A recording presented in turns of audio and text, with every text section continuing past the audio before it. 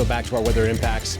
Obviously, we have dry conditions that have continued, and really we've made no ends in that front with the rain that we've seen because it's just not enough. It's definitely not, Colin. In fact, most of North and South Carolina right now under at least a drier than normal condition, if not a moderate drought. That's level 1 and level 2. But there's still a few pockets even of level 3, and that's of course not going anywhere anytime soon. Drought conditions on top of that, the drier air really allowing for significant impacts as we head into the weekend. Wind gusts so far today in the mountains topping off around 50 to 55 miles an hour. Even across the Charlotte area, that's 20 to 25. These numbers are going to go up over the next 12 to 24 hours as we are going to see a weak system passing by. Warm and muggy air trying to push in, but we are just too dominant when it comes to the dry air. So the mugginess isn't coming, but the warm air certainly is, as we're back in the mid 70s tomorrow with that southwesterly breeze. Now wind gusts are going to be 25 to 30 miles an hour, but they will die down a bit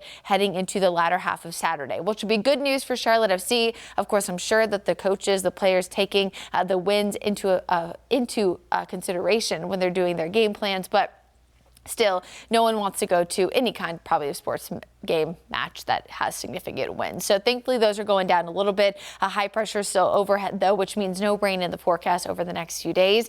We stay nice and dry for Saturday and Sunday. And again, it's relative when it comes to the weather. This to me looks fantastic, but of course for folks that are dealing with the fire danger issues, maybe not so much. I think we can all agree on the fact that while rain is not always ideal, if we have outdoor activities planned, we definitely need it with those drought conditions.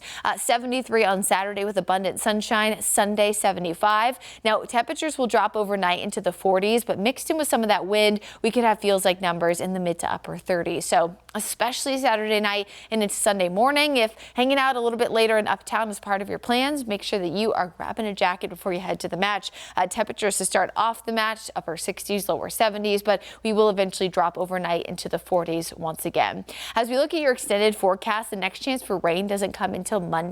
It will be a chance for some scattered rain, mainly in the morning. Definitely not enough to provide significant change when it comes to those drought conditions. We're looking at a maximum probably of a 1/10 of an inch, if anything. So Tuesday, a few of those brief showers lingering. I'll keep a 20% chance of rain in there just for some patchy drizzle potentially lingering. But as we look at the extended forecast, there's really not a lot of substantial opportunities for rain coming up.